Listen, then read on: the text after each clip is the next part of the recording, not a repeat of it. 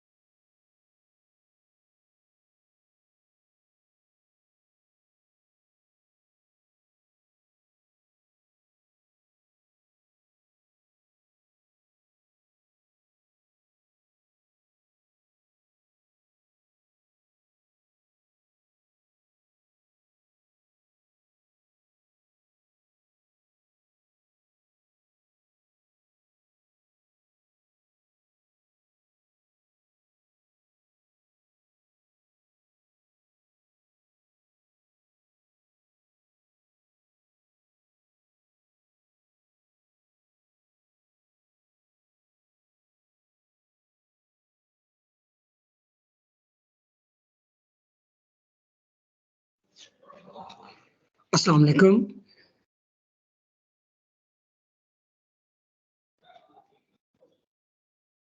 Anyone please confirm whether my voice is audible or not? Walaikum salam. Yes, your voice is audible. You are completely audible. Okay.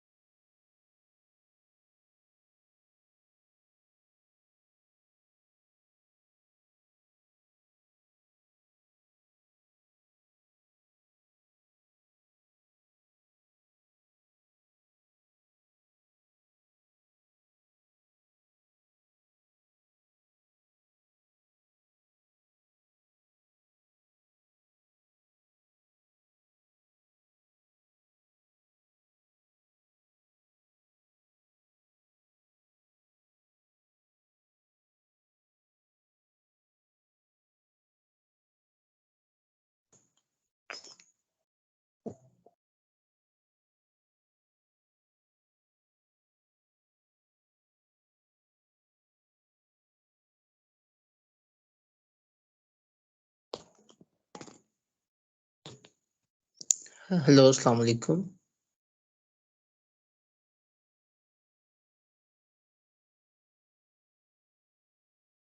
वालेकुम सलाम।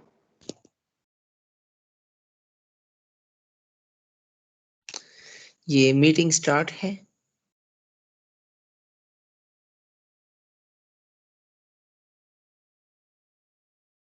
जी, meeting start हो चुकी है और अभी कुछ पार्टिसिपेंट्स ने ज्वाइन किया है और बाकी भी करेंगे। आप प्लीज अच्छा अपना मैम, माइक ओके। म्यूट करिए। इस मीटिंग की जो बैकग्राउंड है, जो ये नोड.जेएस की जानिब है, जो वेब डेवलपमेंट के बैकएंड में काम आती है।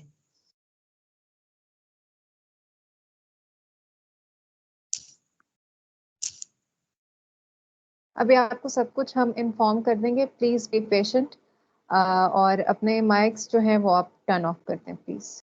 Okay ma'am, okay.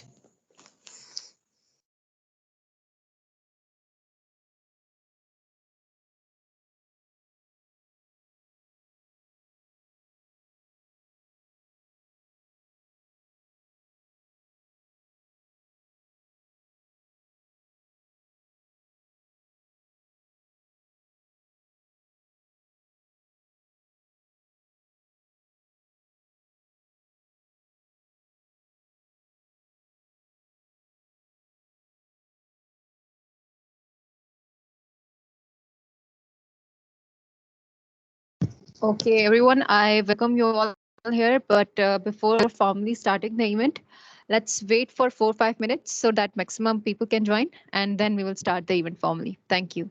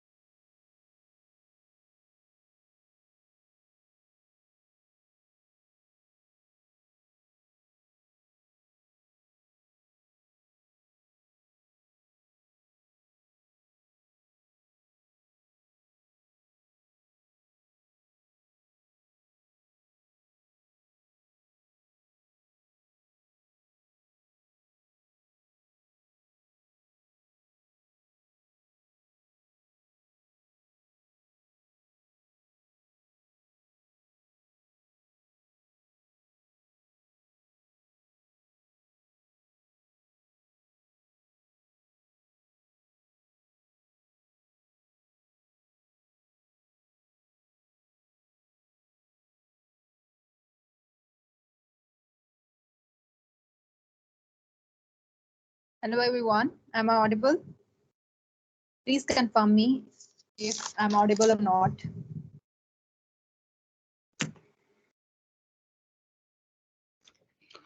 Yes, you are audible.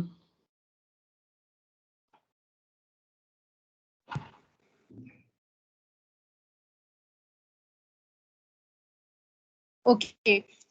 Good evening, everyone, and very warm welcome to all of you on this webinar arranged by MLSAI UI. I'm your host, Shakeba Kaval, and today we have arranged a very important event on topic of Next.js. Next.js is a React framework that gives you building block to create web application. No doubt it is amongst one of the most in-demand technologies. Next.js is surely the bright future of web development. So in today's session, we will dive deeper into concepts of web development with our guest speaker. So let me introduce you guys to our guest speaker. Our guest speaker for today is Mr. Mia Mudassir Hussain. He's a final year computer science student at Comsat Sahiwal. And over the past 2 years, he has immersed himself in full stack development, beginning with a Dev Nation bootcamp. He has crafted numerous projects for local clients, employing both Munstack and React Native. He is also a Microsoft Learn student ambassador and a member of Google Developer Student Club. And without taking any further time, I would like to hand over this session to him. So, Mr. Mudassir, may you have the floor now. Thanks a lot, Kaval. First of all, can you please confirm that my voice is audible to you or not? Yes, you're audible. Okay. So as you all know, my topic is Next.js. So I will try my best to cover almost all the cool features of Next.js, which help you all to create optimized and fast web applications. So let's start. First of all, I will share my screen with all of you.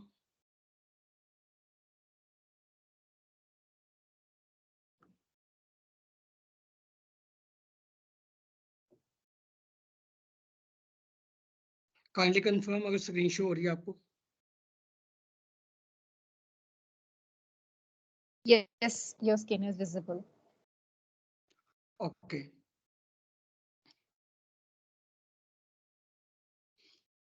Okay, so start करते हैं. First of all, we have to understand कि हमारा जो framework है Next.js, why we have to use Next.js instead of using React.js. So अगर हम इस पे बात करें तो हमें सबसे पहले तो ये देखना है कि React is just a library that we use to create UI designs.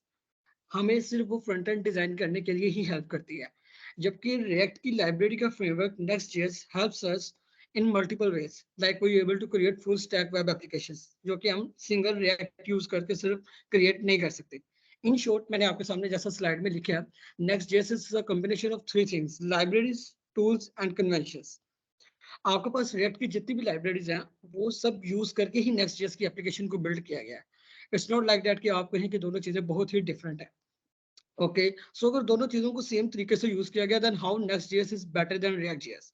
उसका आंसर अगर आप चाहते हैं तो उसकी सिंपल एग्जांपल अगर मैं दूं तो वो ये है कि लुक, हम npm react router library use कर रहे हैं for routing in React.js, but same काम और सेम टास्क को अच्छे वे में, ऑप्टिमाइज्ड वे में करने के लिए we don't need to use any kind of library in Next.js. So libraries जो भी हैं, मोस्टली लाइब्रेरीज हम यूज करना चाहते हैं लाइक डाटा फैचिंग, राउटिंग के लिए या रेंडरिंग के लिए, Next.js हमें वो फीचर्स पहले प्रोवाइड कर देता है. इसके अलावा कुछ टूल्स हैं जिनमें आप इमेज को ऑप्टिमाइज कर सकते हैं, आप एसईओ फ्रेंडली डाटा जो है वो देख सकते हैं सारा, और उसमें भी Next.js आपको हेल्प करेगा. और लाइक जितनी भी ट्रेंडिंग है, लाइक आप देखें टेलविंड, सीएसएस है या टाइपस्क्रिप्ट है, इस तरह की जितनी भी कन्वेंशन है जो डेवलपर्स के लिए आसानी क्रिएट कर रही हैं, वो सारी की सारी जो हमारी कन्वेंशन हैं वो भी Next.js जो है वो उस पर पूरा होता है. सो these are the three things: libraries, tools and conventions, जो कि Next.js को एक परफेक्ट फ्रेमवर्क बनाती हैं हमारी फुल स्टैक वेब एप्लीकेशंस के लिए. मूविंग फॉरवर्ड, मैंने तमाम वो टॉपिक सिलेक्ट किए हैं according to Next.js official documentation, जो आपको हेल्प करें और जिनको देखने के बाद यू रियली से कि यार हाँ, अब मैं एक ऑप्टिमाइज्ड वेब एप्लीकेशन जो है बना सकता हूँ. सो फर्स्ट ऑफ ऑल जो हमारा पूरा फोकस होगा वो इस चीज पर होगा कि जो Next.js की एप्लीकेशन, उसका प्रोजेक्ट स्ट्रक्चर क्या है. ऑब्वियसली अगर हमें प्रोजेक्ट स्ट्रक्चर ही नहीं पता होगा तो हम उसको किस तरह अंडरस्टैंड करेंगे कि Next.js का पूरा वर्किंग फ्लो क्या जा रहा है. सो आफ्टर प्रोजेक्ट स्ट्रक्चर हम routing, data fetching, caching, rendering, optimizing को भी देखेंगे और एट द एंड हमारा एक क्विज भी होगा जिसमें हम आप लोगों के साथ स्लैब्स वगैरह डिस्ट्रीब्यूट कर रहे होंगे इंक्लूडिंग लिंक्डइन प्रीमियम। सो सबसे पहले अगर हम बात करें प्रोजेक्ट स्ट्रक्चर की, इसका जो प्रोजेक्ट स्ट्रक्चर है ना, it's like totally like react, but जो मेन डिफरेंस आ रहा है वो यही आ रहा है कि हमारे पास हम रिएक्ट के अंदर नोड जेएस और मोंगोडीबी को अलग यूज कर रहे होते हैं बैकएंड क्रिएट करने के लिए, बट इन नेक्स्ट जेएस हमें ऐसा नहीं करना पड़ता। और एट द एंड अगर आप देखें, मैं आपको प्रोजेक्ट क्रिएट करके उसके साथ दिखा दूंगा नेक्स्ट जेएस की जो भी है हमारा, इजी हो जाएगा हमारा।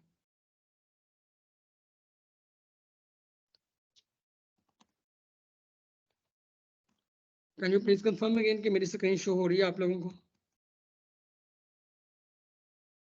Yes, it's visible.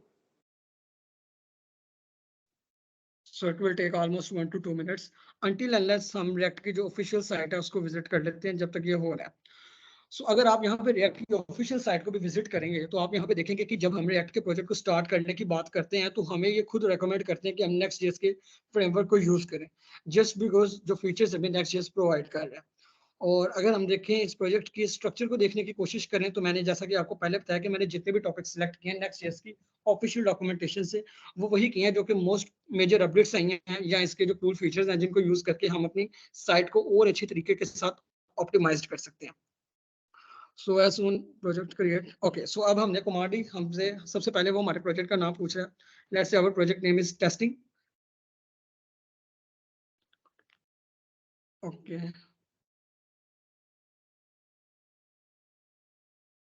सो अब हमसे पूछा कि हम टाइपस्क्रिप्ट यूज करना चाहते हैं कि नहीं, हम यूज करेंगे इस प्रोजेक्ट में। ESLint यूज होती है बेसिकली कन्वेंशंस वगैरह के लिए और एक्सटेंशंस के लिए जो हम नहीं यूज कर रहे। We are using Tailwind CSS and we are also creating a directory named as SRC जो कि हमें प्रोजेक्ट को स्ट्रक्चर करने में आसानी क्रिएट करेगी। और हम ऐप राउटर भी यूज करेंगे। Remember the name of app router, we are going to talk about it later, so आपने इसका याद रखना। ओके, सो जो भी हमने चीजें एंटर की थी उसके मुताबिक अब हमारा जो प्रोजेक्ट है वो इंस्टॉल होना स्टार्ट हो गया। जब तक प्रोजेक्ट की बाकी डिपेंडेंसीज इंस्टॉल हो रही हैं, मैं आपको इन फाइल्स का एक जनरल ओवरव्यू दे देता हूँ। Whenever we create a React application or next application, first of all जो हमने फाइल देखनी होती है वो package.json की फाइल होती है। इस फाइल के अंदर हमारे पास हमारे प्रोजेक्ट का नेम, उसकी वर्जन, उसको स्टार्ट करने के लिए जो हमने कमांड यूज करनी है और जो लेटेस्ट डिपेंडेंसीज चल रही हैं जिन पर हम उस प्रोजेक्ट पे काम कर रहे हैं वो हमें शो हो रही होगी। अपार्ट फ्रॉम दिस हमें डेवलपमेंट के लिए जितनी भी डिपेंडेंसीज हमने यूज की, लाइक अभी मैंने आपके सामने आपको बताया we are going to use Tailwind CSS and TypeScript. So आपने देखा कि जितनी भी हम लाइब्रेरीज इंस्टॉल करेंगे वो हमें यहाँ पे शो हो रही होंगी। सो ये इन जनरल हमारे पास आप कह लें कि स्ट्रक्चर हमारे प्रोजेक्ट की इंफॉर्मेशन है पैकेज और जेसन की फाइल में। इसके बाद अगर आप देखें टाइपस्क्रिप्ट की कॉन्फ़िगरेशन की फाइल हो या पोस्ट CSS की या नेक्स्ट की, these all are configuration files, इनसे आपको कोई इतना लेना देना नहीं होता। और अगर आप गिट इग्नोर को देखें तो बेसिकली ये यूज की जाती है, ये जो हमारे पास नोड मॉड्यूल्स होते हैं ये सारे वो लाइब्रेरीज के मॉड्यूल्स हैं जो हमने इंस्टॉल की हैं, like in the form of Tailwind CSS और you can say in the form of TypeScript. So जितने भी मॉड्यूल्स होते हैं हम नहीं चाहते कि जब हम गिटहब पे कोड को पुश करें तो वो फाइल्स भी उसके साथ पुश हो। सो फॉर दिस पर्पस हमारे पास एक गिट इग्नोर की फाइल होती है, एज आप देख भी सकते हैं इसमें नोड मॉड्यूल्स और बाकी फाइल्स आपको शो हो रही होंगी। सो ये जब हम गिट पे कोड पुश करते हैं तो ये तब शो नहीं होती। ओके, सो अब हमारा प्रोजेक्ट जैसे कि आप देख सकते हैं क्रिएट हो चुका है। अब हम अंडरस्टैंड करते हैं एक एक फाइल को इंडिविजुअली तौर के ऊपर मूव करने से पहले। सो मैंने आपको बताया था कि हम SRC नाम की एक क्रिएट करेंगे फोल्डर को, डायरेक्टरी जो हेल्प करेगी हमें। अब अगर हम इस SRC फोल्डर को देखें तो इसमें जो सबसे पहली फाइल जो हमने देखनी है वो हमने देखनी है पेज की file, page.tsxo, page.jsxo, extension doesn't matter in this case. Next JS के अंदर आपने एक बात जो याद रखनी है वो ये रखनी है कि हमने ऐप के अंदर अपनी डायरेक्टरी देखनी है, बिकॉज मैंने आपको बताया था कि आपने ऐप राउटर का नाम याद रखना है। हम ऐप राउटिंग यूज कर रहे हैं in next JS. App routing के अंदर बाय डिफॉल्ट किसी भी डायरेक्टरी में अगर पेज नाम की फाइल पड़ी हुई है ना, वो इस फाइल को एज अ पेज ट्रीट करेगा और आपको राउटिंग की जरूरत नहीं पड़ेगी। So first of all to understand what ये page.jsx फाइल करके रही है, हम अपने प्रोजेक्ट को रन करके देखते हैं।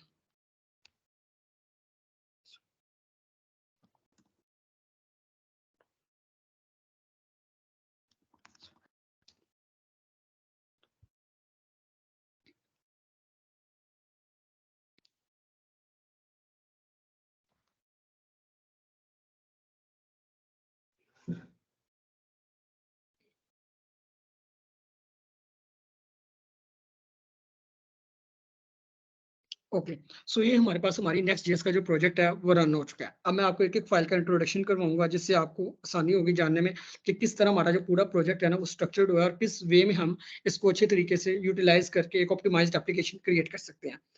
सो फर्स्ट ऑफ ऑल जैसा कि मैंने आपको बताया हमारे पास एक पेज नाम की फाइल होती है। व्हाट इफ हमारे पास अगर मल्टीपल फाइल्स आ जाएं देन उसके अंदर हम लेआउट को यूज करेंगे और इन लेआउट जैसे ही हमने एचटीएमएल देखी है इस एचटीएमएल को हम स्ट्रक्चर करके हमारी जितने भी पेजेस होंगे उनको ऑर्गेनाइज कर सकते हैं। अगर आप में से किसी को थोड़ा भी एचटीएमएल का नॉलेज है तो वो जान जाएगा कि यहाँ पे एक सिंपल एचटीएमएल फाइल क्रिएट है जिसके अंदर हम अपने कंपोनेंट को पेज वाली फाइल को रेंडर कर रहे हैं। और इसके अलावा हमारे पास globals.css होती है। एट द एंड हम स्टाइलिंग को डिस्कस करेंगे जिसमें हम देखेंगे कि नेक्स्ट जेएस के प्रोजेक्ट के अंदर हम किस तरह 3 डिफरेंट वेज को यूज करके अपने प्रोजेक्ट को स्टाइल कर सकते हैं। So these 3 are general files and favicon.icon is just used for icon like you can see here. Okay, so ये आपका आइकन भी हो गया। अब हमारे पास ये सारी फाइल्स इस टाइम हमें नजर आ रही हैं। So as usual first of all हम क्या करते हैं कि ये जो हमारे पास बिल्ट इन कोड है ना इसको क्लियर कर लेते हैं।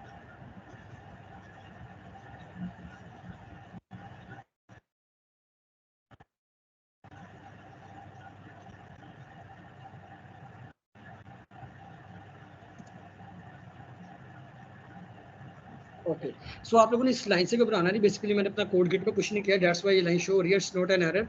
और अगर अब आपने देखा कि मैंने कुछ भी नहीं किया, जस्ट मैंने एक डिव एंटर किया हेलो वर्ल्ड का और इस पे ऑब्वियसली स्टाइलिंग भी अप्लाई हुई है तो हम स्टाइलिंग को भी फिलहाल के लिए हटा देते हैं। और अगर अब आप अपने प्रोजेक्ट को देखेंगे, I think internet connectivity issues, अब आप देख सकते हैं हमें यहाँ पे हेलो वर्ल्ड शो हो रहा है जैसे। सो हमने क्या किया, अभी सिंपल अपनी जो बेसिक एप्लीकेशन है उसको क्रिएट करके दिखा और प्रोजेक्ट के स्ट्रक्चर को अंडरस्टैंड किया। अब पहला क्वेश्चन जो हमारे माइंड में आएगा ना सबसे पहले वो ये आएगा कि okay we will create an application. तो उस एप्लीकेशन के अंदर हमें मल्टीपल पेजेस को क्रिएट करना पड़ेगा। जब हम मल्टीपल पेजेस को क्रिएट कर रहे हैं तो हमें एक पेज से दूसरे पेज पे जाने के लिए नेविगेट करना पड़ेगा। So navigation means routing is second most important concept in Next.js after installing this. Okay, so अब हम देखते हैं कि किस तरह हम नेविगेशन भी कर सकते हैं। ओके, सो आपने देखा कि ये जो ऐप का फोल्डर है इसके अंदर हम कोई भी फोल्डर लाइक मैं एक फोल्डर क्रिएट कर देता हूँ नेम्ड एज यूजर्स। और इस यूजर्स फोल्डर के अंदर मुझे इसको बताने की जरूरत नहीं है कि मैं राउटिंग कर रहा हूँ तो मुझे जो है ना किसी लाइब्रेरी को इंस्टॉल करने की जरूरत नहीं। बाय डिफॉल्ट इस यूजर फोल्डर के अंदर अगर मैं page.jsx नाम की फाइल बनाऊंगा, हमारा नाम पेज होना चाहिए फाइल का, एक्सटेंशन मैटर नहीं करती इस केस में। और अगर मैं इसको आप देखें कि पेज नाम का मैंने एक कंपोनेंट को क्रिएट किया, अब बाय डिफॉल्ट नेक्स्ट.js इतना इंटेलिजेंट है कि जब हम ऐप राउटिंग यूज कर रहे होते हैं तो उस ऐप राउटिंग के अंदर किसी भी डायरेक्टरी के अंदर अगर पेज की फाइल पड़ी है तो वो उसको देख लेगा। फॉर एग्जाम्पल इस चीज को जज करने के लिए इस मोमेंट पे सिर्फ हमारे इस फाइल के ऊपर पेज शो हो रहा है। सो अगर मैं आपको अपने प्रोजेक्ट में लेकर जाऊं जो कि हमारा लोकल उसका प्रोजेक्ट था और हम यहाँ से यूजर्स की डायरेक्टरी में मूव कर रहे हैं जो कि अभी हमने क्रिएट किया, तो आप देख सकते होंगे आपको यहाँ पे पेज शो हो रहा होगा। सो इस तरीके को यूज करके हम अपने पेजेस को क्रिएट कर सकते हैं। अब आपके माइंड में ये भी क्वेश्चन आ सकता है कि ये तो आपने एक डायरेक्टरी क्रिएट कर दी इंडिविजुअली, बट इफ अगर इसी कैटेगरी के अंदर एक और कैटेगरी आ जाए, means you can say nested routing आ जाए, सो उस केस में आपने यूजर्स में एक, अब फॉर एग्जांपल आपको नहीं पता कि आपका यूजर एडमिन है स्टूडेंट है, आपने एक और फोल्डर क्रिएट किया नेम्ड एज एडमिन एंड उसमें भी आपने सेम अप्रोच यूज की, पेज नाम की एक फाइल क्रिएट कर दी और आपने उसका नाम एडमिन रख दिया। सो इस केस में भी जो सेम अप्रोच मैंने आपको पहले बताई थी कि हम यूजर्स में तो पहले ही हैं, लेकिन अगर हम अब एडमिन में भी जाएंगे तो आपको वहां पे एडमिन शो होगा। सो इस तरह करके हमें राउटिंग करनी पड़े, एक फाइल से डिफरेंट फाइल में जाना पड़े या हमें नेस्टेड राउटिंग करनी पड़े, so that's not a difficult task for us. So अभी मैं आपको स्लाइड्स में अगर थोड़ा सा इसका पहले ओवरव्यू दे दूं तो बेहतर रहेगा। ओके, तो पहले हम प्रोजेक्ट के स्ट्रक्चर को देख के आए हैं जिसमें हमने देखा कि अभी हम कंपोनेंट स्टाइल्स बाद में क्रिएट करेंगे, अभी हम देख रहे हैं पेजेस और ऐप की राउटिंग को। सो इसमें अगर हम सबसे पहले राउटिंग देखते हैं, जैसा कि मैंने आपको बताया था कि नेक्स्ट.js के अंदर हमें क्या करना पड़ता है कि एक थर्ड पार्टी पैकेज को इंस्टॉल करना पड़ता है। After installing a third party package हमें route.js फाइल जो हमने जिसका रूट बनाना है उसको कॉन्फ़िगर करना पड़ता है और हर वो कंपोनेंट जहां हम उसे यूज करना चाहते हैं वहां पे हमें उसे एक्सपोर्ट करना पड़ता है। जबकि आप अगर नेक्स्ट.js को देखें तो नेक्स्ट.js में file system based routing mechanism है। जैसा कि मैंने आपको दिखाया, आप कोई भी डायरेक्टरी क्रिएट कर रहे हैं और उस डायरेक्टरी के अंदर आप जिस फाइल को पेज नेम देंगे ना, वो आपकी जो फाइल होगी वो एज अ पेज के तौर पे रोल अदा करेगी। अब पहले ये होता था जब हमारे पास राउटिंग विद पेजेस होती थी, जो कि हमारा सेकंड पॉइंट है यहाँ पे नेक्स्ट जेएस में, उसमें ये सीन होता था कि अगर हम लोग इस डायरेक्टरी के अंदर कोई भी फाइल क्रिएट करेंगे ना, like global dot CSS layout जिस तरह बनी हुई है, हम उस फाइल को यहाँ पे असेस कर सकते थे, जैसे हमने बाकी यूजर्स और एडमिन फाइल को असेस किया। बट इन ऐप राउटिंग जो कि अब हम यूज कर रहे हैं, और ऐप राउटिंग के फीचर्स जो हैं वो ये कहते हैं हमें कि जितने भी हमारे पास पेजेस होंगे वो सारे सर्वर साइड पे रेंडर होंगे। That's why we have to use app router, और app router by default Next.js recommend करता है। अब मैंने अभी आपके साथ जैसे शेयर किया कि हम नेस्टेड राउटिंग देखेंगे, जो मैंने आपको कहा कि एक डायरेक्टरी के अंदर अगर आपको एक डायरेक्टरी बनानी पड़ जाए, उस सीन में आप क्या करेंगे। फॉर एग्जाम्पल मैं कुछ इस तरह का कॉन्टेक्स्ट आपके सामने रख देता हूँ, like we are building a blog application. In that case हम ये चाहते हैं कि हमारे जो ब्लॉग का यूआरएल है ना, आफ्टर दिस डायरेक्टरी हमें यहाँ पे वो यूआरएल शो होना चाहिए। So how is it possible. इसको करने के लिए हमें डायनामिक राउटिंग को देखना पड़ेगा कि डायनामिक राउटिंग जो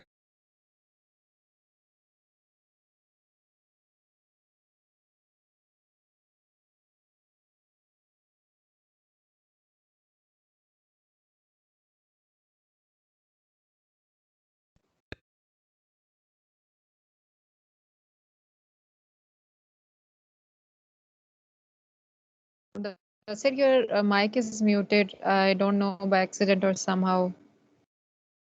Please check it.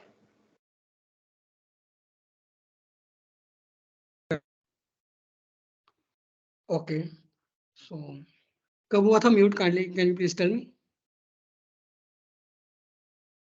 अभी 1 मिनट पहले जस्ट।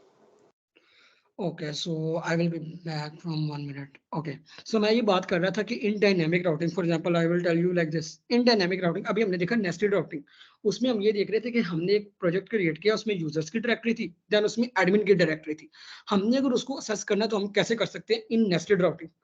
ये तो हमने देखा कि ये नेस्टेड राउटिंग हो रही थी। बट अभी मैं आपको एक एग्जांपल दे रहा था जब मेरा माइक म्यूट रह गया था, कि फॉर एग्जांपल आप ये तस्वीर करेंगे हमारे पास एक ब्लॉगिंग एप्लीकेशन है, और जब ब्लॉगिंग एप्लीकेशन में हम किसी ब्लॉग पे क्लिक करेंगे तो हमारी जो पहली अप्रोच होगी वो ये होगी कि उस ब्लॉग का जो टाइटल है, या आप कह लो उस ब्लॉग का जो यूआरएल है ना, वो हमें यहाँ पे जब शो हो ना, तो उस यूआरएल में हमें वो टाइटल शो होना चाहिए ब्लॉग का। So how is it possible. इस काम को करने के लिए नेक्स्ट.js के अंदर हम डायनामिक राउटिंग का यूज करते हैं।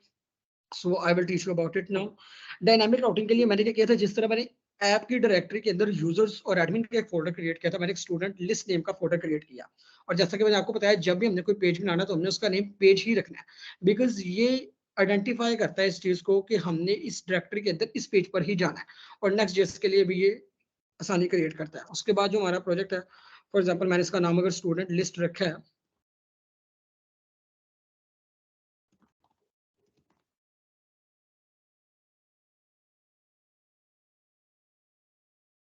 ओके, सो बाय डिफॉल्ट हमारे पास कोई भी कंपोनेंट हो, हमारा काम होता है कि हम उसे रैक के फ्रैगमेंट्स में कवर कर लें, otherwise it will throw an error. So for example अब हमारे पास स्टूडेंट्स की लिस्ट है, और स्टूडेंट्स की लिस्ट भी इस तरह है कि हमारे पास मल्टीपल स्टूडेंट्स हैं, like we say that we have 3 students.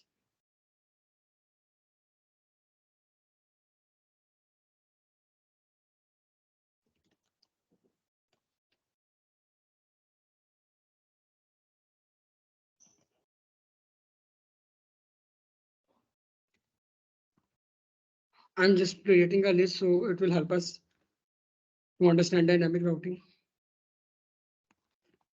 Okay, so by default हम क्या करते हैं कि जब भी हम कोई लिस्ट वगैरह नेक्स्ट.js में क्रिएट करते हैं, one of the most important aspect of Next.js, आप काइंडली इस पे फोकस कर लें, उसमें हम लोग एंकर टैग नहीं यूज कर रहे होते। लाइक हम HTML के अंदर एंकर टैग यूज कर रहे हैं, और हम रिएक्ट के अंदर भी एंकर टैग को यूज कर लेते होते हैं, but using an anchor tag in Next.js ये हमारी वेब एप्लीकेशन को ऑप्टिमाइज नहीं रहने देता। सो नेक्स्ट.js इस काम के लिए हमें एक बिल्ट इन फीचर देता है जहां पे हम लिंक को यूज कर रहे होते हैं। सो यूजिंग लिंक हम अपनी एप्लीकेशन को ऑप्टिमाइज कर सकते हैं। तो अब आपके सामने ये मैंने एक लिस्ट बनाई है 3 स्टूडेंट्स की, जिसमें मैं लिंक दे रहा हूँ। अब मैं स्टूडेंट्स को लिंक ये दे रहा हूँ कि जब जब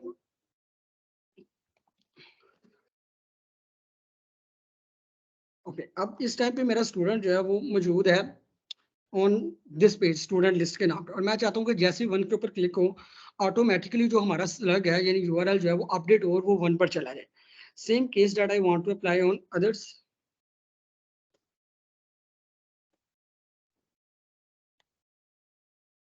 लाइक दिस।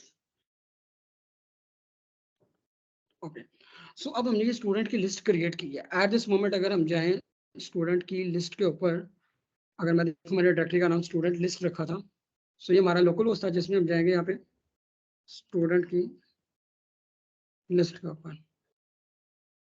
ओके, तो ये देखिए हमें 1 2 3 हमें 3 स्टूडेंट्स यहाँ पे शो हो रहे हैं। अब हम ये चाहते हैं कि जब भी हमें ये स्टूडेंट्स शो हों, इसका जो हमने, जैसे कि मैंने भी आपको बताया कि स्टूडेंट लिस्ट पर तो हम आ चुके हैं। अब मैं चाहता हूँ कि जब कोई वन स्टूडेंट पे क्लिक करे तो बेसिकली हमें यूआरएल में /1 शो डायनामिक राउटिंग का मेन टास्क ही इस चीज को अचीव करना होता है। सो उस काम के लिए हम जिस भी डायरेक्टरी के अंदर हैं, लाइक मैं अभी स्टूडेंट लिस्ट में हूँ, मुझे उधर दोबारा एक फोल्डर क्रिएट करना है स्क्वायर ब्रैकेट्स के साथ। स्क्वायर ब्रैकेट्स के साथ जब मैं फोल्डर क्रिएट करूंगा तो नेक्स्ट जेएस ऑटोमेटिकली अंडरस्टैंड कर जाएगा कि यहाँ पे डायनामिक राउटिंग यूज हो रही है।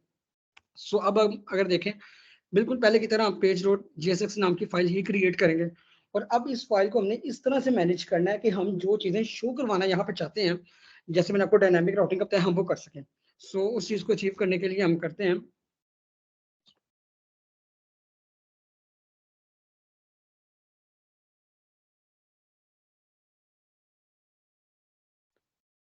ओके। सो अब हमने बेसिकली तौर पे उस जो हम यहाँ पे यूआरएल लेकर आ रहे हैं ना, जहाँ पे लाइक मैं चाहता हूँ कि /1 हो जब मैं 1 पे क्लिक करूँ। सो इस चीज को अचीव करने के लिए हमें इस /1 को पैरामीटर्स की फॉर्म में पास करना पड़ेगा। सो मैं क्या करूंगा, मैं यहाँ पे पैरामीटर्स को पास करवाऊंगा, और जब आई विल टेल यू के हमारे पास नेक्स्ट जेएस के जितने भी कंपोनेंट्स होते हैं ऐप राउटर की डायरेक्टरी के अंदर, they all are server side rendered components. So अब हम अगर कंसोल के अंदर अपने पैरामीटर्स को देखना चाहते हैं या पेज पे डिस्प्ले करवाना चाहते हैं ना, तो हमें अपने पेज को क्लाइंट साइड पर रेंडर करना पड़ेगा। और अगर हम चाहते हैं कि हमारा पेज क्लाइंट साइड पे रेंडर हो, तो उसके लिए हम यूज क्लाइंट यूज करेंगे। इससे नेक्स्ट जेएस ऑटोमेटिकली हमारे पेज को सर्वर साइड के बजाय क्लाइंट साइड पर भेज देता है।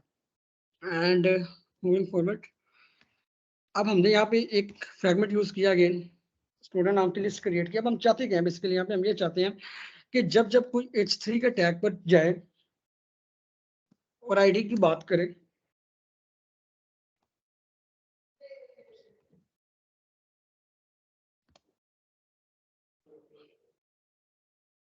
से शुरू हो। आपने देखा बेसिकली मैंने अभी स्टूडेंट लिस्ट के अंदर, अगर आपने गौर किया हो, फर्स्ट फाइल क्रिएट नहीं की, लेकिन आपने गौर किया जैसे मैं 1 पे क्लिक कर रहा हूँ /1 पर मैं जा रहा हूँ। द रीजन बिहाइंड दिस कि मैंने उसके जो पैरामीटर्स हैं यूआरएल के, उसमें उसको डायनामिकली तौर के ऊपर पास करवा दिया, जिसकी वजह से मैं इस चीज को अचीव कर पा रहा हूँ। जब कभी हमें ब्लॉग्स लिखने पड़े या जब कभी हमें डायनामिक यूआरएल की जरूरत पड़ेगी, so we use this approach, जिसमें हम क्या करेंगे, उस कंपोनेंट को यूज क्लाइंट अगर आपने बनाना है, इट्स अप टू यू। अगर आप पैरामीटर्स शो करवा रहे हैं तो आपको उसको यूज क्लाइंट करना पड़ेगा, इट इज कंपल्सरी। उस कंडीशन में आपको इस चीज को देखना पड़ेगा। So moving back to slides, अब हमने ये देखा कि राउटिंग के अंदर मैकेनिज्म है, file system based routing mechanism. अगर हमें पेजेस के साथ राउटिंग करनी पड़े या अगर हमें डायनामिक राउट्स को देखना पड़े, तो वो ये राउटिंग जो है ये किस तरह वर्क कर रही है। Moving forward, one of the most important topic of next year, फैचिंग data on client. अब हम लोग क्या कर रहे होते हैं मोस्टली तौर पे, जब जब हम डाटा को क्लाइंट से फेच करते हैं ना, इन रिएक्ट और इवन इन नेक्स्ट के केस में भी हम यूज करते हैं यूज स्टेट को और यूज इफेक्ट को। मोस्टली हम ये हुक्स यूज कर रहे होते हैं क्लाइंट साइड से डाटा लाने के लिए, और अगर हम ये हुक्स ना यूज करें then we are using React query, which is a most important और can say most popular library of React.js जो यूज होती है डाटा को क्लाइंट साइड के ऊपर फेच करने के लिए। ओके, अब इस चीज के ड्रॉबैक्स क्या हैं? I will tell you the drawbacks in a well mannered way जब मैं कोड करूंगा, बट उससे पहले हमें इस चीज का आइडिया होना चाहिए कि जब हम क्लाइंट साइड से डाटा को फेच कर रहे होते हैं ना, तो सबसे पहले वो चीज जाकर सर्वर पे बैकएंड पे हिट करती है, और जब वो बैकएंड पे सर्वर पे हिट करती है तो वो वापस आके आपका जो डाटा होता है वो क्लाइंट को देता है। अब इस केस में अगर आप देखें ना, आप क्लाइंट पर रिक्वेस्ट कर रहे हैं और आपको सर्वर पर जाना पड़ रहा है, देन बैक डाटा क्लाइंट पर आ रहा है। ये आपकी एक राउंड ट्रिप एक्स्ट्रा लग रही है सर्वर पे। दूसरी बात जो यहाँ पे एक ड्रॉबैक हो सकता है हमारे पास डाटा को फेच करने का क्लाइंट साइड पर, वो ये है कि आप देखें जिस तरह वेबसाइट ग्रो करेगी उसका डाटा ग्रो करेगा। जितना डाटा ग्रो करता जाएगा उतना हमारे लिए इसको हैंडल करना डिफिकल्ट होगा। वहां पे आपकी सिक्योरिटी जो है वो भी इशू क्रिएट करेगी। आपको जाहिर है जीएस के जावास्क्रिप्ट के जो बंडल्स बनेंगे वो भी लार्ज बनेंगे, एसईओ में आपको इश्यूज आ रहे होंगे। So these are multiple issues that we are going to face जब हम बात करते हैं डाटा को क्लाइंट साइड पर फेच करने की। अब हम बात अगर कर रहे हैं कि डाटा को क्लाइंट साइड पर फेच करना है, so we will try to understand the same thing by creating an example.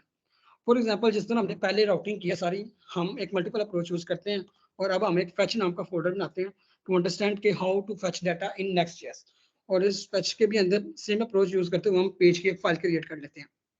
Okay, so as usual सबसे पहले हम एक कंपोनेंट बना लेते हैं फेच डाटा नेम से, और उस कंपोनेंट के अंदर हम क्या करते हैं कि बेसिकली डाटा लेके आते हैं। लाइक मैं कहता हूँ कि मेरे पास एक कांस्टेंट है जिसमें मैं रिजल्ट स्टोर करवाऊंगा एक प्रॉमिस का डाटा का। Okay, so for this task basically हम डाटा को फेच कर रहे हैं। डाटा फेच करने के लिए हमें कोई डाटा चाहिए। रैंडमली तौर पर आप जैसन प्लेस होल्डर साइट का यूज कर सकते हैं, मैं इसका मोस्टली यूज करता हूँ। सो हम क्या करेंगे, इस यूआरएल को कॉपी करते हैं और हम चाहते हैं कि हम इस यूआरएल का जो डाटा है ना उसको हम फेच करें। सॉरी, ओके, सो अब हम अगर इसके डाटा को फेच करना चाहते हैं, देन उस केस के अंदर हम चाहते हैं कि हमारे पास जो भी डाटा है यूजर्स का, हम उस रिस्पॉन्स को जेसन में कन्वर्ट कर लेंगे। And remember, whenever we are going to use await, we have to must use async widget. Okay, so अब हम क्या कर रहे हैं, बेसिकली इन दो लाइंस के अंदर हमने कुछ भी नहीं किया, just we are using a fetch keyword, जो कि नेक्स्ट.js का ऑफिशियल डॉक्यूमेंटेशन के अंदर अब इन्होंने अलाउ किया कि आप फेच को यूज कर सकते हैं, और फेच को यूज करके आप अपने डाटा को फेच कर सकते हैं। इन सेकंड लाइन वही डाटा जो हमने फेच किया था, हम उसको जेसन के रिस्पॉन्स में लेकर आ रहे हैं। अब हमारा काम यह है कि जो डाटा हम लेकर आ रहे हैं इसको हम डिस्प्ले करवाएं। सो फॉर डिस्प्लेइंग का डाटा यू कैन से हम एक अनऑर्डर्ड लिस्ट बना रहे हैं, जिस लिस्ट के अंदर हम ये कहते हैं कि हमारे जितने भी यूजर्स हैं, यूजिंग का JavaScript function named as map, उसमें हम चाहते हैं कि हमारा जो यूजर है, यूजिंग एन एरो फंक्शन, हम एक लिस्ट क्रिएट कर लेते हैं। अब वो लिस्ट हमारी हेल्प करेगी,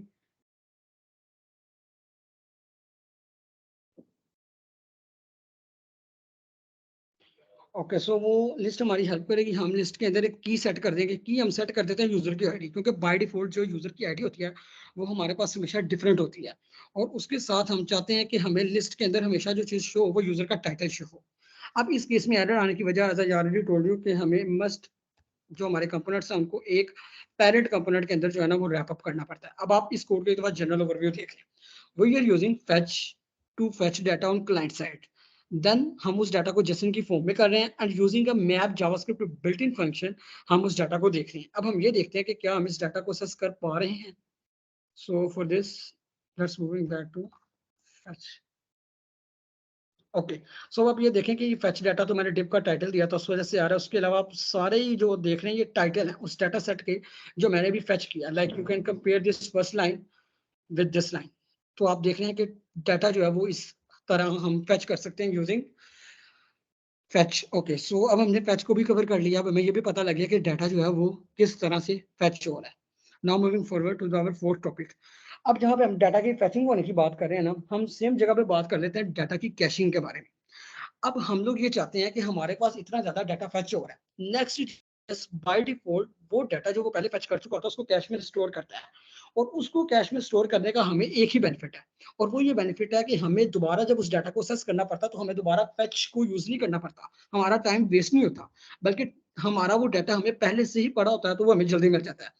अब हमारे पास डाटा के जो सोर्सेज होते हैं ना, मोस्टली वो तीन होते हैं, मेमोरी में, नेटवर्क में और फाइल सिस्टम में। और वो and we all know better कि हमें पता है कि फाइल सिस्टम से अगर डाटा आ रहा है ना, सो ये सबसे बेहतर है और सबसे इजी वे है, सबसे फास्टेस्ट वे है डाटा को फेच करने के लिए। अब हम कैशिंग को बिल्ट इन तौर पे किस तरह यूज कर सकते हैं डाटा को प्रॉपर्ली फेच करने के लिए, I will tell you about it. So हम क्या करते हैं यहाँ पे, बेसिकली हम यहाँ पे एक कर्ली ब्रेसेस का यूज कर लेते होते हैं। उसमें हम ये कह देते होते हैं कि जो भी हमारा कैशे है, आप उस कैशे को नो स्टोर कर दें। अगर तो हम ये अप्रोच यूज करेंगे कैशे को नो स्टोर करने वाली, देन उस केस में okay, so if we are using this approach कि हमारा जो भी डाटा था हमने उस कैशे को नो स्टोर कर दिया, देन इस अप्रोच के तहत नेक्स्ट.js, जैसा कि मैंने आपको बाय डिफॉल्ट बताया था, हमारे सारे डाटा को स्टोर कर रहा होता है, देन वो उसको स्टोर नहीं कर सकता। ये एक इसका ड्रॉबैक है। ड्रॉबैक इस तरह, कभी कभी हम चाहते हैं, हमें पता होता है कि हमारा जो डाटा है वो बार बार चेंज होगा, और उस सूरत में भी पिछले डाटा की जरूरत नहीं पड़ेगी। सो उस टाइम के ऊपर हम कैशे ये यूज कर सकते हैं इस तरह।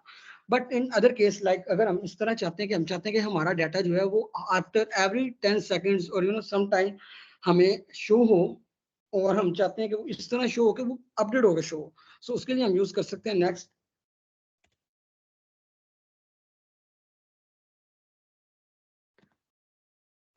ओके, सो उसके लिए हम ये अप्रोच यूज कर सकते हैं नेक्स्ट वैलिडेट 10 की।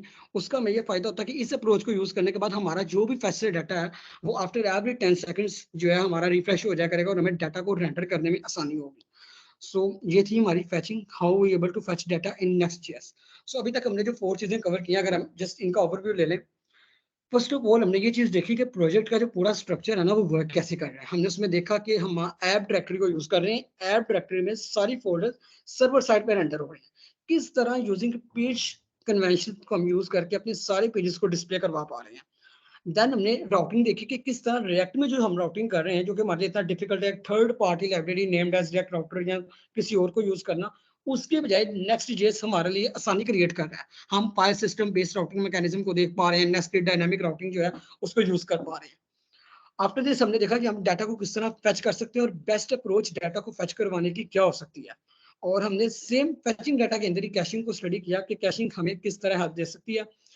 अब हम चलते हैं अपने फिफ्थ टॉपिक के ऊपर, which is also one of the most important topic of Next.js. So यहाँ तक आप कंफर्म कर सकते हैं कि मेरी आवाज वगैरह और स्क्रीन सब कुछ परफेक्ट जा रहा है.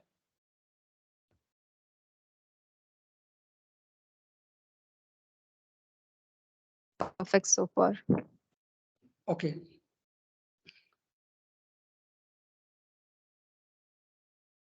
सो whenever we want to render something on in next.js, तो हमारे पास दो अप्रोचेस होती हैं. either we able to run it on web or either we able to run it on server side.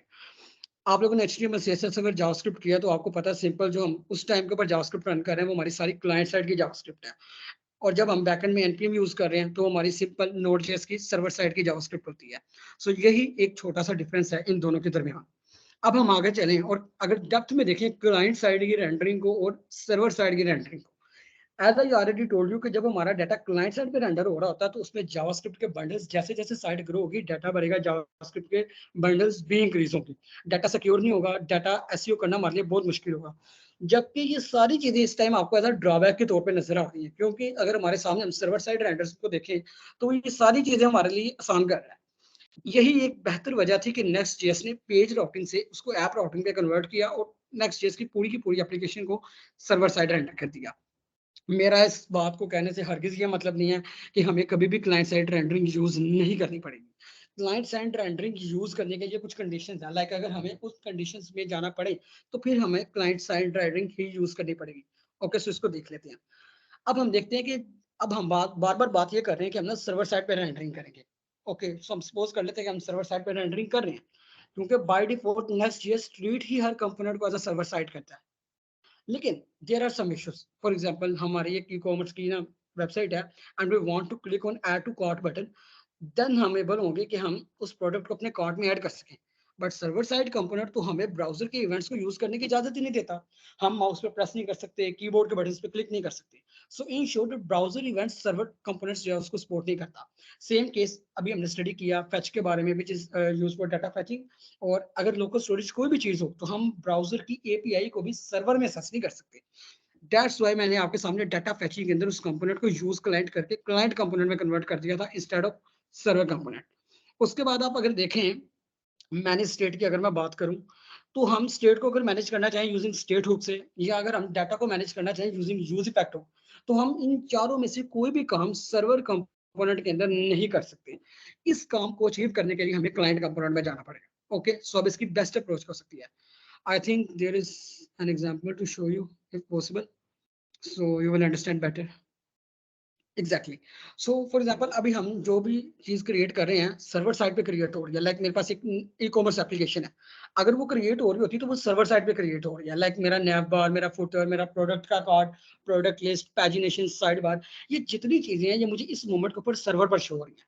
But जैसे मैंने आपको भी एग्जांपल दी थी कि जो मेरा ऐड टू कार्ट का बटन होगा वो तो मेरे प्रोडक्ट के कार्ट के अंदर आएगा, और ऐड टू कार्ट पे बटन पे मैं क्लिक ही नहीं कर सकता अगर मेरा वो कंपोनेंट जो है वो सर्वर साइड कंपोनेंट है. सो इट इज 100% श्योर कि मुझे सर्वर साइड कंपोनेंट को क्लाइंट साइड कंपोनेंट बनाना पड़ेगा. अब यहाँ पे आप एक बात और गौर से सुनिए. इज इट बेटर टू कि हम इस कंपोनेंट को प्रॉपर्ली यहाँ पर लें क्लाइंट साइड के ऊपर सर्वर से उठा के? No, that's not better. Basically हमें अगर गौर करें तो इस प्रोडक्ट कार्ड के अंदर एक बटन था ऐड टू कार्ड जिसको हम क्लाइंट साइड पर चाहते हैं. इसके अलावा प्रोडक्ट कार्ड के अंदर पता नहीं कितना डाटा और पड़ा, लाइक प्रोडक्ट डिस्क्रिप्शंस और बहुत चीजें पड़ी हुई हैं जो हमें नहीं चाहिए. इंटरेक्टिविटी के लिए तो हमें सिर्फ एक वो बटन चाहिए था ना ऐड टू कार्ड का. सो हमें क्या करना चाहिए कि हम इस प्रोडक्ट के कार्ड को भी सर्वर साइड पर ही रहने दें और इसके अंदर से वो चंक ऑफ कोड उठा लें जो कोड हमें ऐड टू कार्ड के लिए चाहिए, और उस कोड को हम रन कर देंगे क्लाइंट साइड के ऊपर. अब होगा ये कि इस पूरी सिनेरियो को समझाने के बाद मैं आपको इस चीज के एग्जांपल कोड के थ्रू दूंगा and then you will understand कि why we are not able to use add to cart button on server side.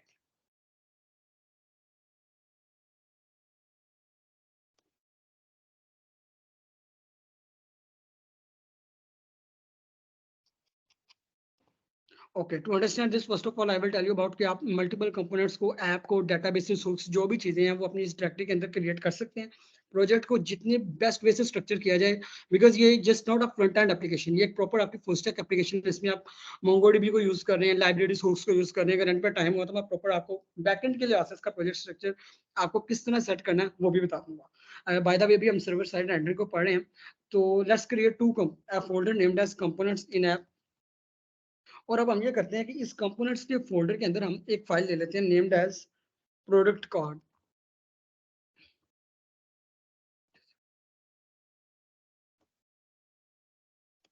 Sorry for this, we have to create a folder, not a file. अब मैंने जैसा कि आपको बताया था, इस product card के अंदर हम एक प्रोडक्ट कार्ड डॉट जेएसएक्स की फाइल पकड़ लेते हैं. ओके, अब हमने क्या किया, बेसिकली हमने अपने फ्रंट एंड प्रोजेक्ट के अंदर एक कंपोनेंट बनाया. उस कंपोनेंट का जो हमने नाम रखा है वो प्रोडक्ट कार्ड रखा है. Remember, it's not like a page, it's a component. हम इस कंपोनेंट को क्रिएट करने के बाद जिस भी पेज में शो करवाना चाहते हैं हम उसको वहां पे नेविगेट करवा सकते हैं थ्रू लिंक और using routing, whatever we want. Okay, so अब हम यहाँ पे अगर इस चीज को प्रोडक्ट कार्ड को समझें, एट दिस मोमेंट आपने बस ये बात याद रखनी है कि we are treating product card as a server side rendering. Okay, अब हम ये देखते हैं, let's create first it. Okay, so product card हमारे पास बन गया. अब हम यहाँ पे ये कर रहे हैं कि मैं क्या करता हूँ, मैं प्रोडक्ट कार्ड के अंदर एक बटन क्रिएट कर देता हूँ, पॉसिबल. Okay,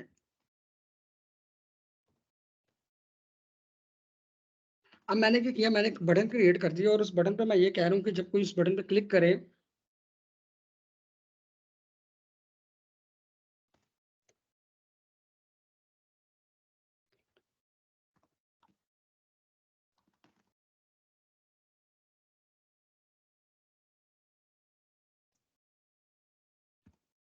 okay.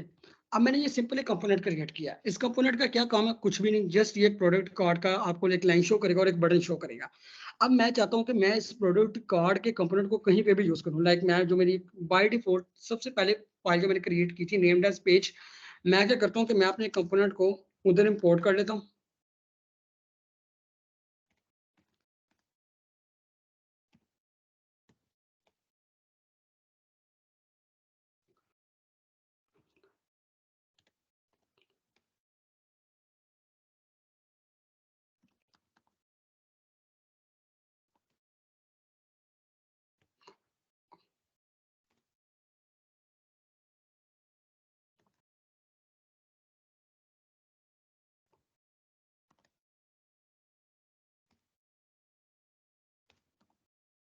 ओके, अब हमने क्या किया, हमने अपनी मेन फाइल के ऊपर उस प्रोडक्ट कार्ड के जो कंपोनेंट को क्रिएट किया था उसको हमने यहाँ पे इंपोर्ट कर लिया और अब हम यहाँ पे यूज कर रहे हैं.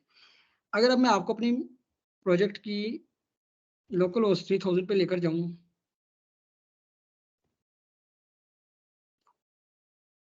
Okay, so I will make a mistake here in code, something like in components or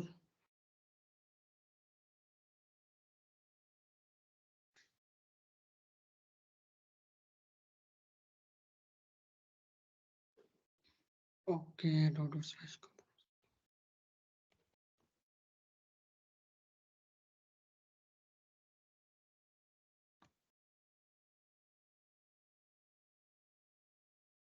Basically, I am unable to.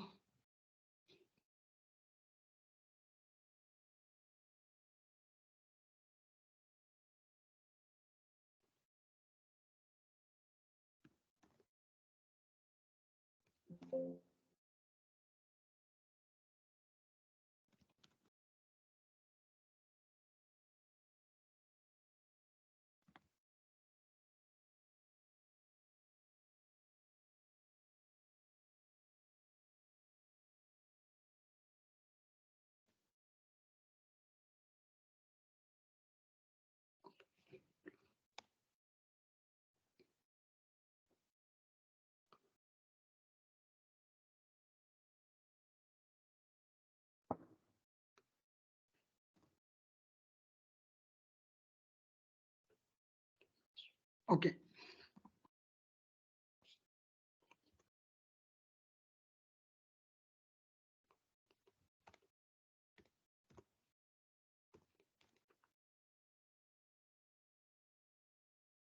Yes, here we go.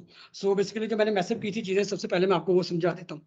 Nothing, just मैंने कंपोनेंट्स के अंदर एक फाइल क्रिएट की है नेम्ड एज प्रोडक्ट कार्ड। और उस product card file का काम ये है कि वो एक बटन क्रिएट कर रहा है, और इस बटन को हमने सर्वर साइड पे क्रिएट किया। मींस मैंने आपको बताया था कि ऐप डायरेक्टरी के अंदर हम जितने भी फाइल्स एंड फोल्डर्स क्रिएट करेंगे वो सारे हमारे सर्वर साइड पे रेंडर होंगे। अब हमने क्या किया, इस बटन को, जो मैंने इस पूरी की पूरी पेज को क्रिएट किया, मैंने इस पूरी पेज को कहा कि काइंडली जो मेरी बाय डिफॉल्ट लोकल होस्ट 3000 की फाइल है आप उधर इसको इंपोर्ट करें। मैंने प्रोडक्ट कार्ड को उधर इंपोर्ट किया, और जब मैंने उस प्रोडक्ट कार्ड को वहां पर डिस्प्ले करवाया, तो आप चेक कर सकते हैं कि मुझे क्या एरर शो हुआ है। मुझे एरर शो होगा कि event handlers can not be passed to client component props. What does it mean? वो ये कहना चाह रहे हैं कि देखें, आप यूज कर रहे हैं सर्वर साइड कंपोनेंट। अगर आप चाहते हैं कि आपका बटन ऑन क्लिक वर्क करे, उस काम के लिए आपको इंटरेक्टिविटी के लिए आपको, if you need interactivity then you have to convert it into a client component. So as I already told you कि कभी भी हमारा ये जो प्रोडक्ट कार्ड है इसके अंदर अगर कोई इंटरेक्टिविटी या हमें कोई एपीआई फैच टाइप रन करनी पड़ी है तो वो वर्क नहीं करेगी। अब इसका क्या सोल्यूशन था? जैसे मैंने आपको पहले बताया कि अगर कोई भी कंपोनेंट इस तरह का इशू क्रिएट करे तो आपने उसको क्लाइंट साइड में कन्वर्ट कर देना है। अब जैसे ही मैंने इसको क्लाइंट साइड कंपोनेंट बनाया तो आप देखेंगे कि मुझे यहाँ पे ऐड टू कार्ट शो होने लग गया, और अब मैं उस पर क्लिक भी कर पा रहा हूँ। सो कहने का जो मतलब था, जो आपको समझाने का मतलब था, जैसे कि मैंने भी स्लाइड्स में मेंशन किया था कि हम लोग ब्राउजर की इवेंट्स हो, हमने ब्राउजर के एपीआई को सेस करना हो, हमने स्टेट्स को देखना हो, या हमने यूज इफेक्ट को यूज करनी हो, अगर हमने इस तरह का कोई भी काम करना पड़ गया, देन एट दिस मोमेंट हम उस काम के लिए सर्वर कंपोनेंट को यूज नहीं कर सकते। इन फ्यूचर हम कुछ कह नहीं सकते, लेकिन इस मोमेंट के ऊपर अगर हमने ऐसे कोई भी टास्क को परफॉर्म करना है तो उस केस में हमें जो है वो क्लाइंट के कंपोनेंट्स के साथ जाना पड़ेगा। And then moving forward, site optimization. This is almost our last topic that I want to discuss, and this is one of the most interesting topic I think in Next.js. So site optimization के बारे में अगर मैं आपसे जरा बात करूं तो मैं सबसे पहले आपको बताना चाहता हूं कि लुक, हमारे पास अगर हम Amazon की साइट को देखें या जितनी भी अगर हम बड़ी बड़ी साइट्स को देखें, अगर वो 1 सेकंड के लिए भी अपनी स्टेबिलिटी को लॉस करती हैं ना, या वो वर्क करना छोड़ जाएं, तो उन्हें बिलियंस डॉलर्स का जो है ना वो नुकसान देखना पड़ता है। मोस्टली तौर के ऊपर जब हम लोग साइट्स क्रिएट करते हैं, हम ऑप्टिमाइजेशन को देख रहे होते हैं। नेक्स्ट जेएस के आने की जो मेजर वजह है ना, वो ये है कि आप अपनी साइट्स को किस तरह से ऑप्टिमाइज कर सकते हैं। सो इस काम के लिए, साइट ऑप्टिमाइजेशन के लिए, गूगल ने वेब वाइटल्स नाम की एक प्रॉपर वेबसाइट डिफरेंट बनाई हुई है, जिसका ये काम है ये आइडेंटिफाई करना और ये रूल्स बताना है जिनको यूज करके आप अपनी वेबसाइट को अच्छा कर सकते हैं। लाइक वी ऑल नो कि हम 3 एस्पेक्ट्स मेजर देख रहे होते हैं एज अ डेवलपर अपनी साइट के, और यूजर भी देख रहा होता है उसके लिए कितना टाइम चाहिए उसको लोड होने में, उसकी इंटरेक्टिविटी कैसी है, और उसकी व्यू स्टेबिलिटी क्या है। व्हेन आई से व्यू स्टेबिलिटी, इट मींस के फॉर एग्जांपल एक एड रन हो गई है, या आप कह लें कि कोई भी एक इशू क्रिएट हो गया है, कोई डिफरेंट आपकी स्क्रीन जो है ना वो आप कह लें कि वो रिस्पॉन्सिव नहीं रही, तो उस तरह उस वक्त आपकी जो साइट है वो किस तरह बिहेव कर रही है, ये देखना। व्यू स्टेबिलिटी है आपकी, आपने इंटरेक्टिविटी और लोडिंग को भी देखना। तो उस काम के लिए आपने 3 चीजों पे जो मोस्टली फोकस करना होता है, उनमें सबसे पहले होती है आपकी लार्जेस्ट कंटेंटफुल पेज।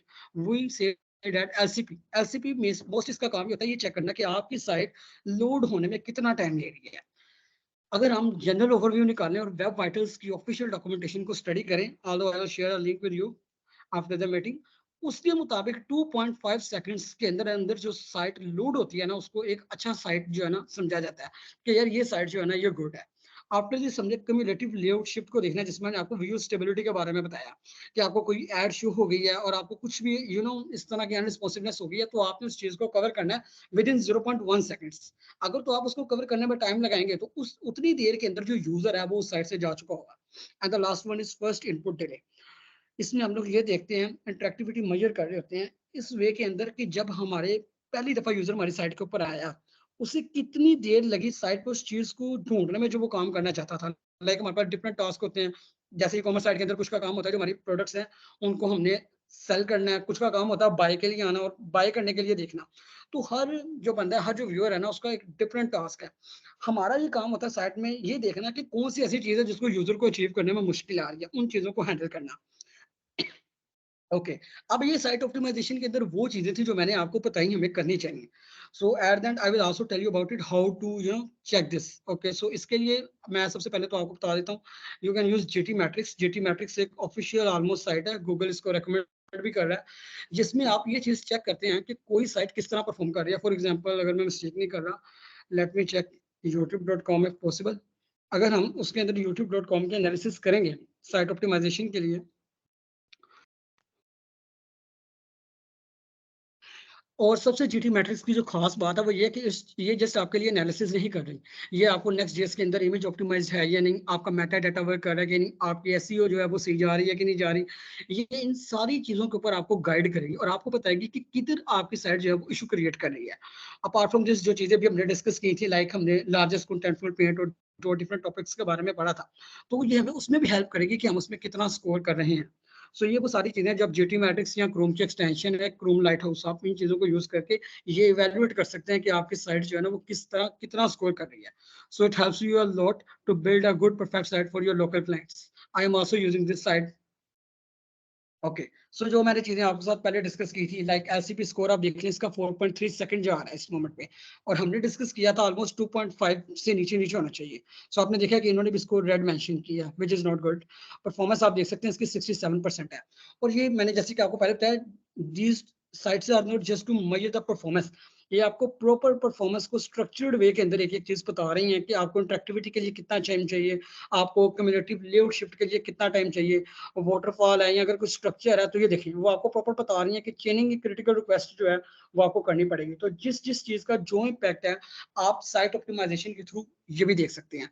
सो ये आप जब भी जितनी लाइक आप पैचिंग कर रहे हैं, राउटिंग कर रहे हैं, रेंडरिंग कर रहे हैं, कैशिंग में काम कर रहे हैं, आप जिस भी चीज में काम कर रहे हैं, उसके बाद एट द एंड अगर आप अपनी साइट को ऑप्टिमाइज करना चाहते हैं ना, so this is a perfect way to optimize your site, either it's for your local client या फिर ये आपकी पर्सनल साइट है, इसमें आप पे डिपेंड करता है। मूविंग फॉरवर्ड लास्ट पर आ जाती है आपकी स्टाइलिंग। एज आई थिंक मैं तो ये मानकर चल रहा हूँ कि all of you know about a lot about CSS, JavaScript and React.js. So अगर हम बात करें स्टाइलिंग की इन नेक्स्ट.जेएस, जैसा कि मैंने आपको पहले बताया था कि हमारा जो प्रोजेक्ट का स्ट्रक्चर होता है उसमें हमारे पास अगर हम बाय डिफॉल्ट यहाँ पे चलते जो हमारी फाइल थी वहाँ पे आपने देखा होगा ये globals.css नाम की एक फाइल होगी। सो यस, ये global.css की, इसमें मैंने स्टार्ट पे आपने देखा होगा कि स्टाइलिंग हटाई थी। आप इस globals.css फाइल के अंदर जहां जहां स्टाइलिंग को इंप्लीमेंट करेंगे वो आपकी प्रॉपर हर फाइल के ऊपर इंप्लीमेंट हो जाएगी। सो आपको ग्लोबल नेम से ही इस चीज का अंदाजा हो गया होगा कि ग्लोबल सीएसएस हमारी किस तरह वर्क कर रही है। और दूसरे केस के अंदर like if I want to just make a separate styling file for my component और आइदर पेज, सो उस केस के अंदर मैं ये कह सकता हूँ कि product card dot module dot CSS नाम की एक फाइल को क्रिएट कर लूँ और उसमें आप उसकी सीएसएस लिख सकते हैं। और थर्ड मोस्ट इंपॉर्टेंट बात कि जब हमने प्रोजेक्ट को क्रिएट किया था तो हमने कहा था कि ये टेलवेंट सीएसएस को सपोर्ट करे, सो आप इसमें कहीं पे भी टेलवेंट सीएसएस को यूज कर सकते हैं। बेस्ट अप्रोच अकॉर्डिंग टू नेक्स्ट.जेएस वो यही है कि आप सीएसएस के मॉड्यूल्स को यूज करें, वो उसमें आप टेलवेंट यूज कर लें, जो मर्जी कर लें, it's up to you. But Tailwind और सीएसएस मॉड्यूल को ज्यादा जो है ना वो आप कह लें कि नेक्स्ट.जेएस रेकमेंड कर रहा है। सो ये वो 7 टॉपिक्स थे जो हमने डिस्कस करने थे और जो मैंने आपके साथ डिस्कस कर दिए। अब इसके बाद अगर किसी का कोई क्वेश्चन है तो काइंडली वो पूछ सकता है।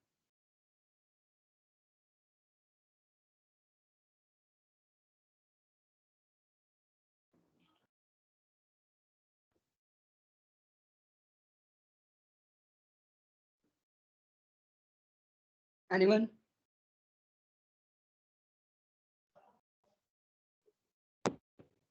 अस्सलाम वालेकुम। वालेकुम सलाम। पहले की तीन तरीके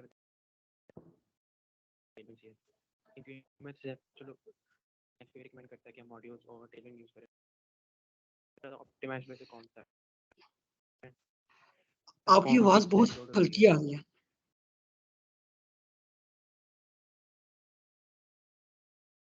अब सही आ रही है? जी जी बिल्कुल। वैसे जो मैंने पहले बताया था आपको समझ आ गई थी या फिर दोबारा रिपीट करूं? नहीं नहीं बताएं आप। अच्छा, आपने स्टाइलिंग के 3 तरीके बताए थे और जो नेक्स्ट रिकमेंड करता है वो मॉड्यूल्स और टेलविंग सीएसएस है। ओके बट मेरा सवाल है कि इन तीनों में से जो आपने 3 तरीके बताए थे, ग्लोबल, टेलविंग और मॉड्यूल, तो इन तीनों में से ज़्यादा ऑप्टिमाइज कौन सा है और क्लाइंट साइड पे सबसे पहले लोड कौन सी होती है? और बस ये था। देखिए क्लाइंट साइड पे लोड होने से स्टाइलिंग का कोई इतना इश्यू नहीं है, पहली बात। दूसरी बात, it depends on conditions. For example आप हर फाइल के ऊपर चाहते हैं स्टाइलिंग को अप्लाई करना, उस केस में तो बेहतर है ना कि आप ग्लोबल स्टाइलिंग को इम्प्लीमेंट कर रहे हो। और अगर आप चाहते हैं कि आप एक ऐसी स्टाइलिंग अप्लाई कर रहे हैं जिसमें आपको पता है कि मोस्टली क्लासेस सिमिलर हो सकती हैं डिफरेंट फाइल्स की, और आप नहीं चाहेंगे कि वो आपस में एक दूसरे से जो है ना वो सेम और इश्यूज क्रिएट हों, सो उस सीन में आप क्या करेंगे कि आप मॉड्यूल्स को यूज करेंगे और इसमें आप टेलमेंट यूज कर सकते हैं जिधर आपका दिल करे, इट्स अप टू यू, आपने कंडीशंस के हिसाब से चीजों को यूज करना है।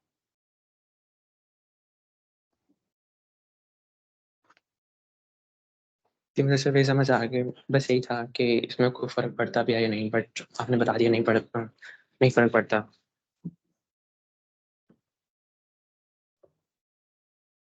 Yes sir.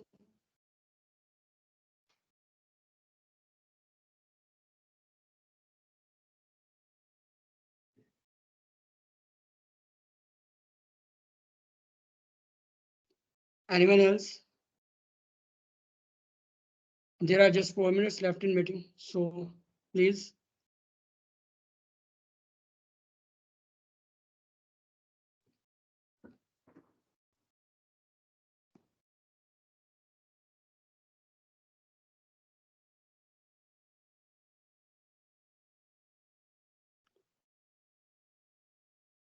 Kaval, am I audible to you?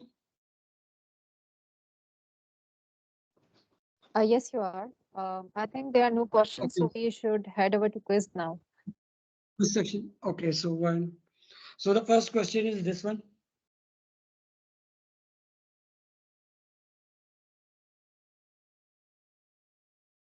I think कवल आप आगे से स्टार्ट कर सकती हैं जो भी स्लैक्स डिस्ट्रीब्यूशन वगैरह।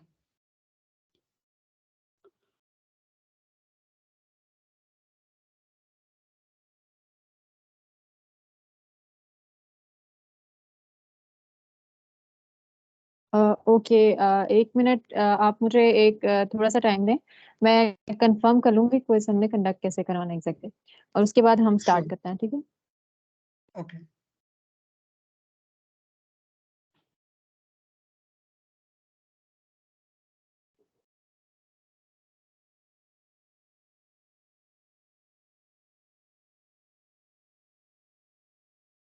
Okay, so guys let me clear out the procedure first. ऐसे होगा कि हम लोग यहाँ पे क्वेश्चन आपको डिस्प्ले करेंगे, आपको चैट बॉक्स में आंसर लिखना है। जो सबसे पहले और सही आंसर लिखेगा और सबसे ज्यादा जो रिस्पॉन्सेस सही देगा, that would be the winner, और उनको जो है वो हम लिंक्डइन प्रीमियम वाउचर देंगे, ठीक है? सो अब भी आप इसका रिस्पॉन्ड कर दें and then we would move to next question.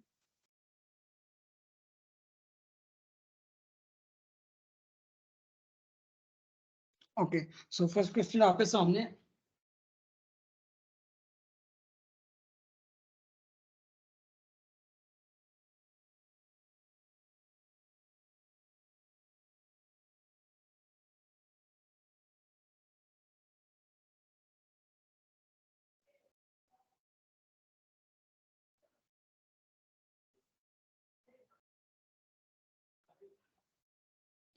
I think we have to move forward to question number 2.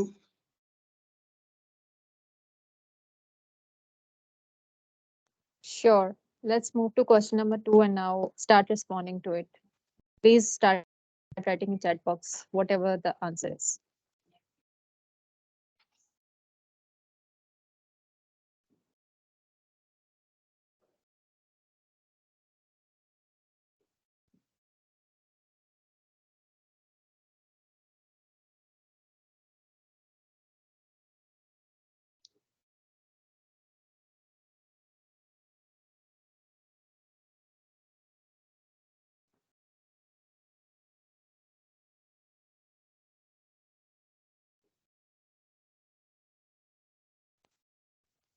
अच्छा Mudassir, before moving on to next question, आप करेक्ट ऑप्शन भी एंड में बता दें। हम लोग 1 मिनट वेट करेंगे, एक्जैक्टली लाइक 50 सेकंड्स, और उसके बाद हम लोग आंसर करेक्ट ऑप्शन जो है वो रिवील कर देंगे, ठीक है? उसके बाद हम नेक्स्ट क्वेश्चन पे मूव कर जाएंगे। Okay. So पहले मैं क्वेश्चन नंबर 1 का आंसर रिवील कर देता हूँ। Okay, sure. So which of the following is the next.js page? तो इसका जो आंसर है वो थर्ड था कि अगर आपकी कोई भी फाइल है जो पेज से स्टार्ट हो रही है तो इट मींस कि वो आपकी एज अ पेज क्रिएट होगी इन Next.js. So third option is correct.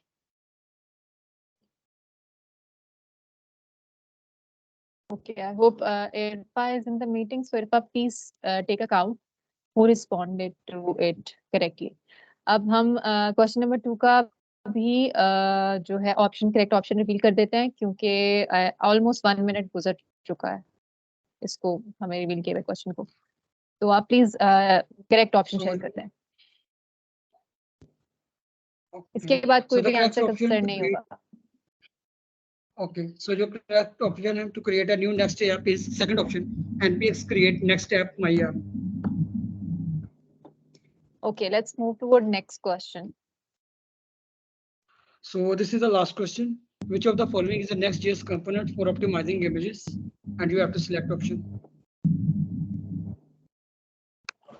We are gonna wait for 1 minute exactly.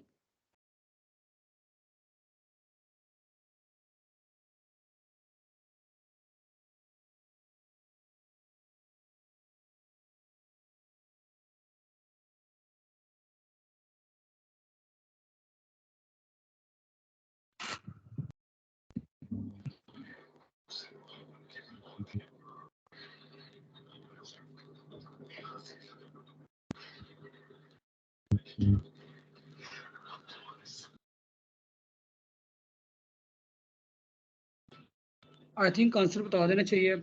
So the answer of question number 3 is first one, next/image.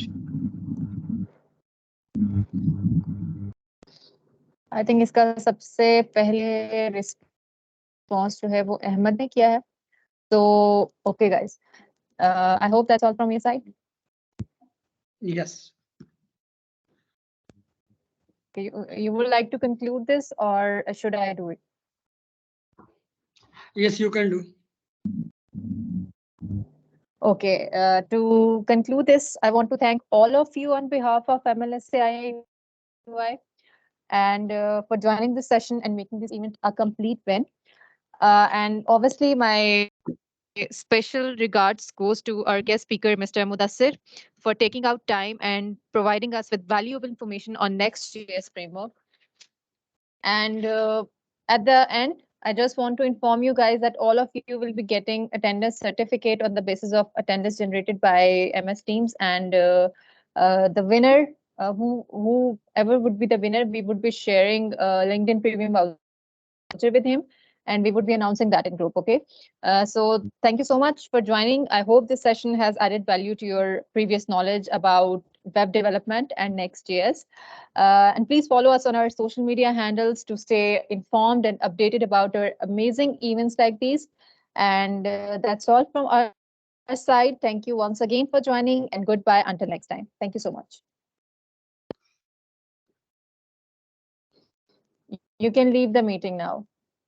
Okay, whoever is asking who would be the winner, we will see the recording again. We would see the chat box and would announce the winner after that. Thank you for joining. You may leave them.